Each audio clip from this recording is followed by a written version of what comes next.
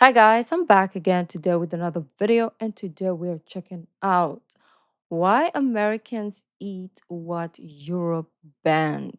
Okay, I want to know because I think we do eat the same things that Americans don't ban.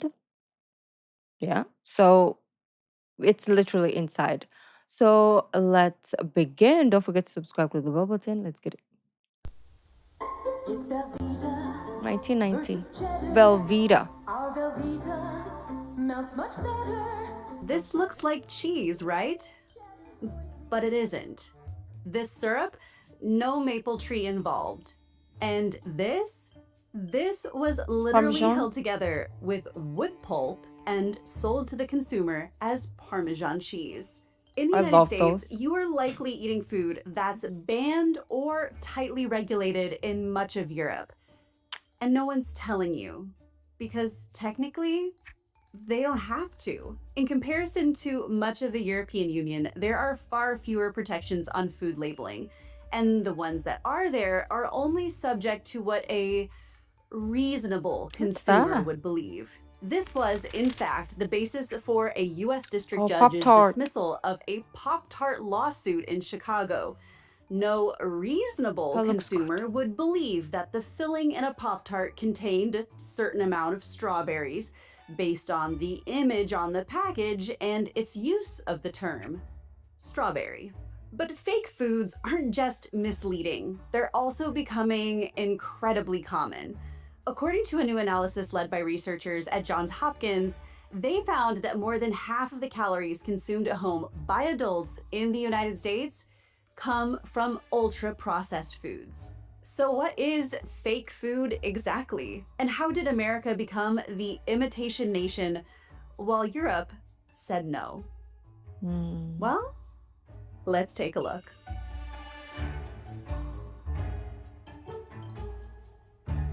Let's do it. Fake food or imitation food That is looks a good. legally defined category in the United States.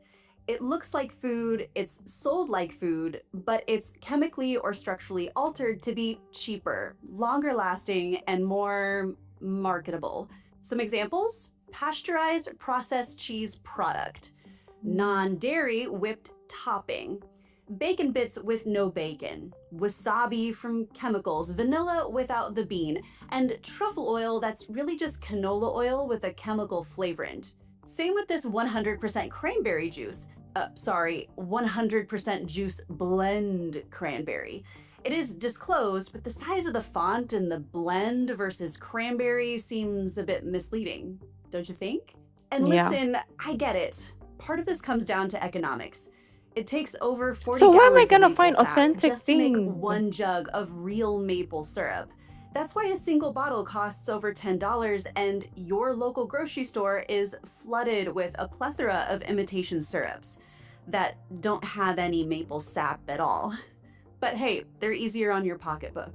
But the growing falsification of our foods means that literal tons of items on grocery store shelves and on restaurant plates are imitations of the real thing. Because the Oh, push for oh, healthier, low fat, low sodium, low sugar, and low cost I don't options trust in anything processed now. foods sounds great on paper, but it often means cutting out the very ingredients that gave our childhood favorites their nostalgia. No, really, the food of your childhood did taste different, and the legality of this practice is a bit fuzzy at best. Officially, the US does have laws on food labeling to prevent this deception on food labels. Both the Food and Drug Administration, or the FDA, and the Food Safety and Inspection Service, the FSIS, have regulations and guidance documents governing food labeling claims. But so long as there have been rules, companies have been quick to find the loophole.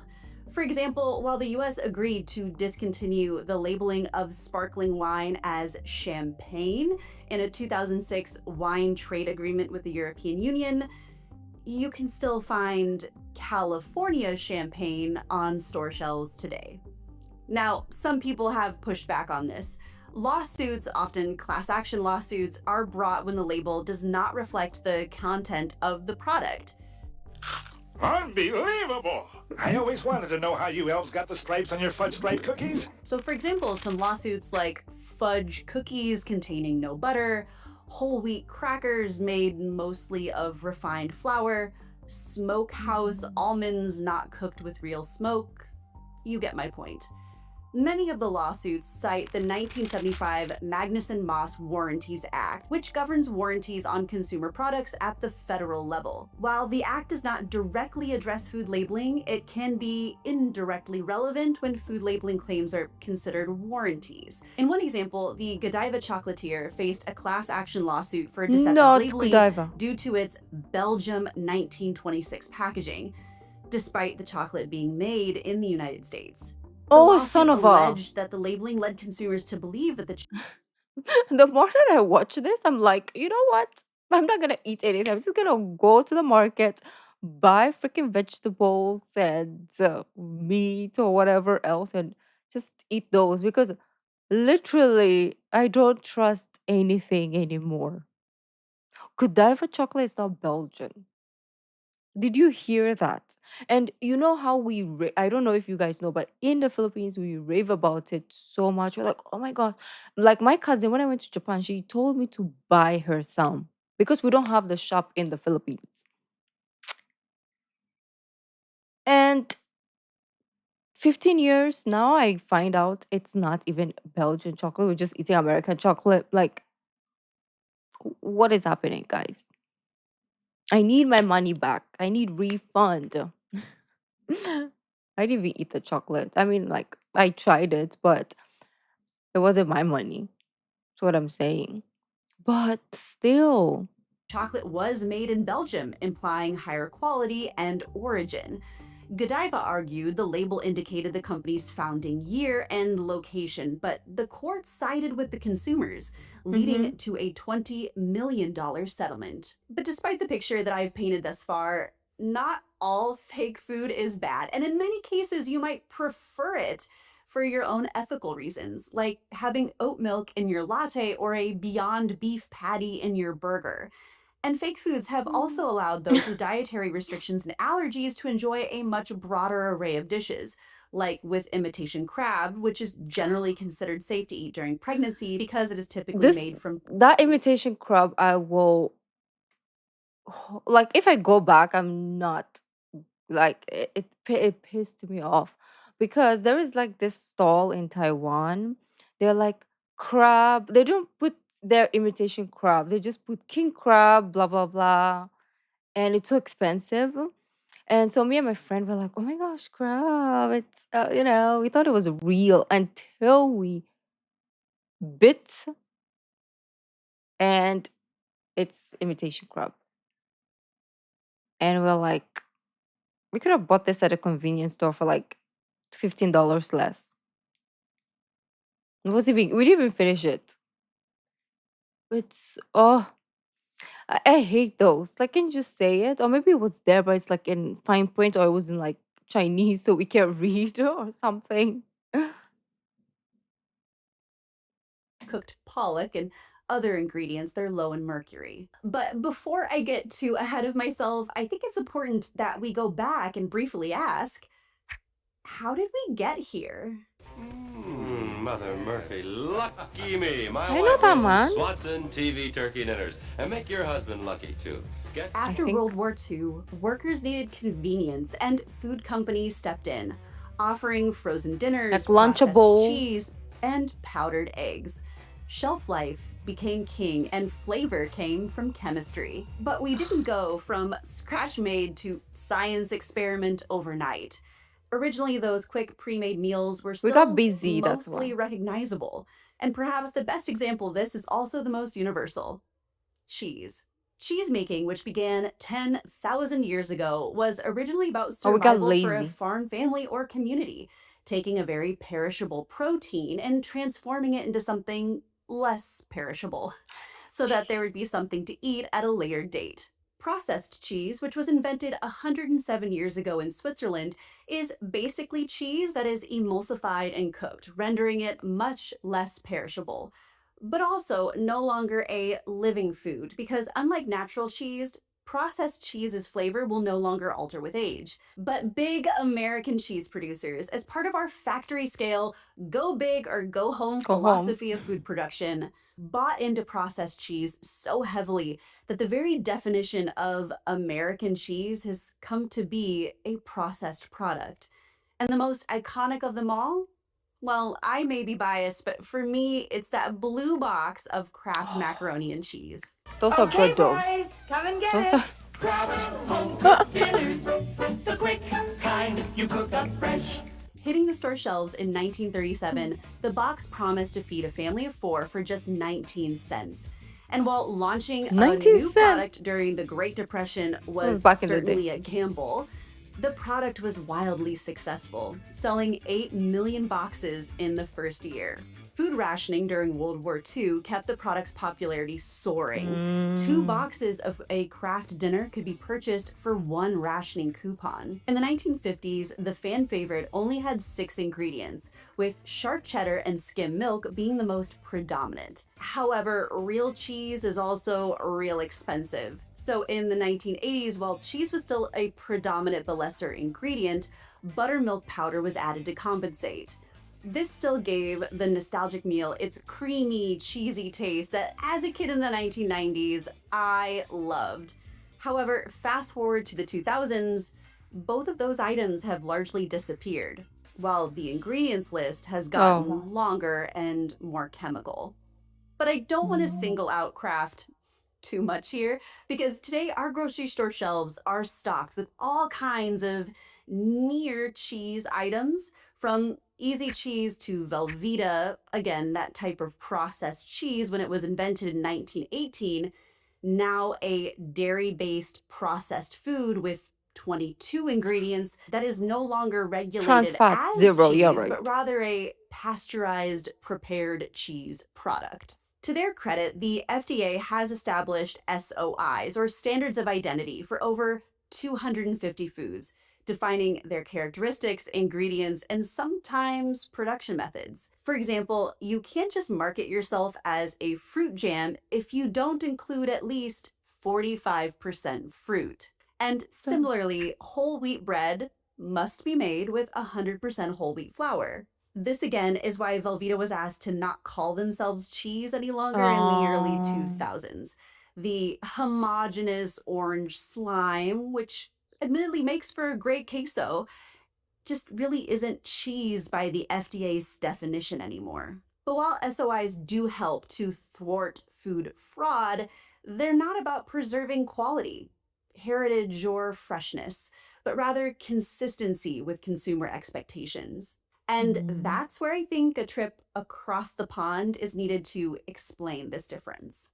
In a few other videos, I've explored and explained the EU's adoption of the precautionary principle, meaning prove it safe first. And I'll drop links to both my video on beef and chicken in the description of this video if you would like to watch more. And to a significant degree, the precautionary principle has kept many of the food additives, chemicals, and preservatives out of the food that we consume here in Europe. There's a higher burden to bear on behalf of the manufacturers that the chemicals that they're using in foods are safe before entering the market rather than discovering afterwards and removing it from the store shelves. However, the presence and power of protected foods and labels is something that I don't think gets enough attention.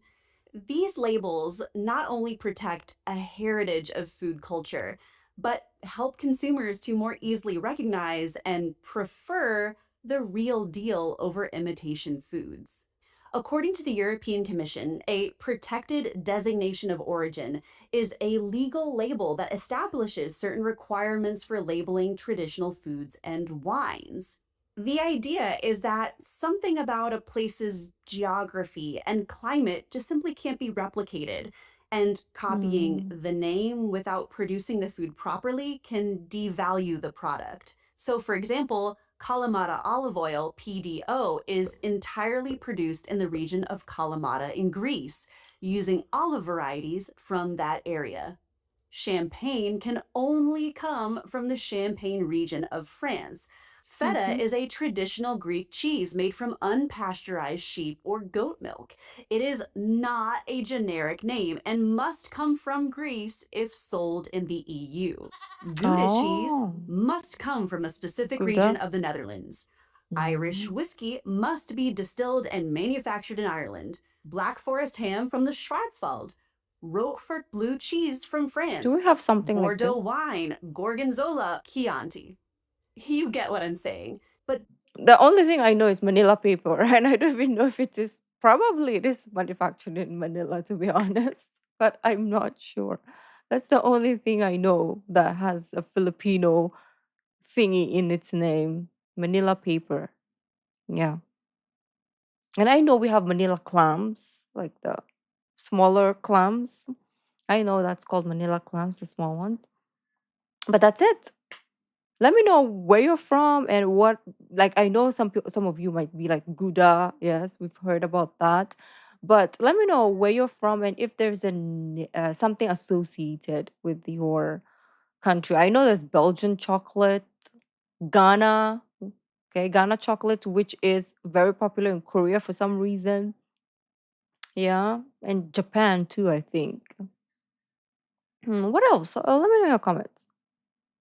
Bordeaux wine, Gorgonzola, Chianti. You get what I'm Chianti. saying. But sadly, it is very difficult to protect these foods and their reputation from copycats Mm, once you leave the EU. And here again, cheese is a great example. In the European Union, Parmigiano Reggiano is a PDO cheese, meaning it can only Parmesan. be made in a specific region of Italy using Yeah. traditional methods and Parma. ingredients. The cows that produce the milk can only eat grass and hay from pure pastures and cannot receive Mm. antibiotics or supplements.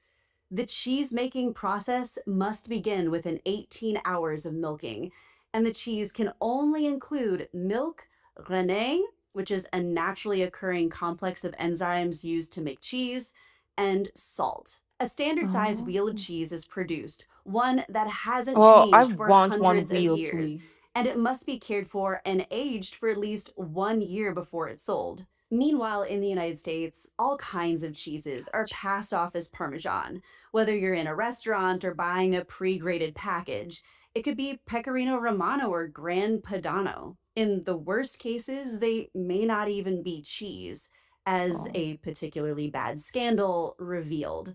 Some of those canisters of cheese contained cellulose what's or that? wood pulp. Oh, Seriously. But even if you the consider foods fudge. that don't Like that green, I don't know. Those are different brands. You didn't put the Parmesan. I don't know what brand it is, to be honest.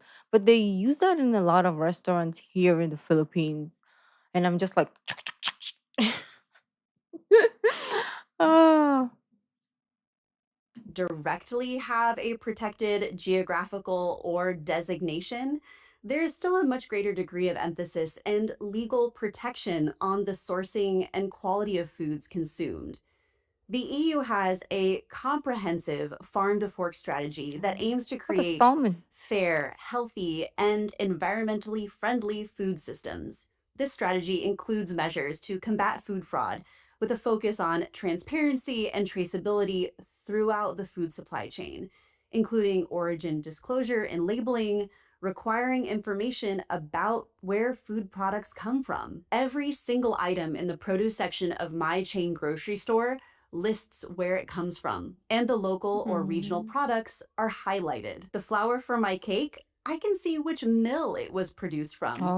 And Oh. all of these things taken together, the protection of foods that carry geographic and cultural heritage, as well as a food system which mandates transparency and traceability, means that when consumers head to their grocery store, they're not only better informed consumers, but they reinforce a system that benefits local businesses by fostering trust, enhancing product value, and enabling those businesses to meet increasing consumer Germany. demand for sustainable and ethical food sources without increasing the cost. So while Europe protected real food with real laws, the United States protected corporate innovation, at least for We knew now. that. Every year, it seems like there is an ever growing awareness of the link between diet and health, including obesity, allergies, and chronic diseases, prompting consumers to scrutinize food ingredients and nutritional value.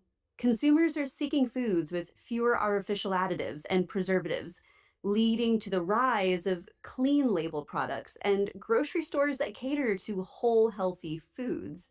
But sadly, this trend is one that comes at a cost that many people just simply cannot afford. Literally, I was gonna say, okay, I'll wait for her to finish and then I'll just mention it. But she's literally gonna say what I wanted to say. It's expensive. Like, if you want to be healthy, if you want to eat like clean and healthy, it's more expensive than like a bucket of chicken at McDonald's, unfortunately, or KFC, wherever, right? Like you can get, I don't know how much it is. This is exaggeration. You can get a bucket of six piece of chicken for like $2, and then buying like one potato is $2, right? So it's really hard. Processed foods tend to have a lot more calories at a lower price. That's more bang for your buck than fresh food if you're on a budget. One piece of British research in 2023, the Broken Plate Report by the Food Foundation, found that healthy food is usually twice as expensive as less healthy food on a per calorie basis. However, buying cheaper, less healthy food can prove to be a false economy, leading to health conditions, income losses, increased Makes living sense. costs, and medical expenses. Just One Harvard study found that unhealthy diets result in $50 billion in additional healthcare costs every year, with copays and rising insurance premiums inflating American oh, this household is bills. me. There are some heritage foods which have been legally protected in the United States, but the few examples that do exist are contained to state level laws. For example, in Tennessee, whiskey is a protected name. In Tennessee, the state Tennessee law, House Bill whiskey. 1084, defines Tennessee whiskey and mandates that it must be produced in Tennessee, meet the definition of bourbon, including a grain mixture with at least 51% corn, and undergo the Lincoln County process, a charcoal mellowing. It is also protected under agreements like NAFTA, now the USMCA, and in the EU, recognizing it as a distinctive product of the United States, specifically produced in Tennessee. Vidalia onions Mm. are another of these rare examples where an American crop is considered unique enough to deserve protected labeling. The Vidalia Onion Act of I wanna check 1986 codified into state Philippine law that protected only labeling. onions grown in 20 specific counties in Georgia can legally use the name. And while I think that these are a great start, they remain specialties and not standards. The real tragedy, in my opinion, for Americans is that many just don't know what they're missing when they get a low quality imitation of a truly good food. Now, in most cases, these legal imitations won't Go to it harm too. anyone physically, but they do affect the reputation and livelihood of the people who dedicate their lives to making these foods. Most Mm, can't compete with the cheap commercialized imitations, and those that do often have to sell at a price that makes them unattainable for the standard American family diet. makes And that's relevant sense. for foods like Parmesan cheese and olive oil, but also something as simple as a tomato. Food for thought. But I would love to know what you think. Have you discovered a product that you thought was real, but wasn't? Now I'm Let gonna me check all know my food. down in the comments below. And as always, if you enjoyed what you saw today, be sure to hit that thumbs up button. And for more content from Type Ashton, hit that subscribe Uh, button. I wanna go check now my olive oil to see if it's even real, to be honest. Okay, they're giving me, I'm looking for the uh, Philippine protected labeling brands, but I can find nothing.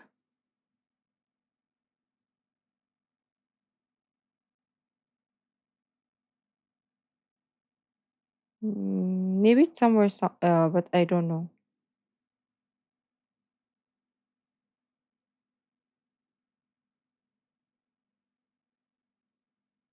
Okay, what are some?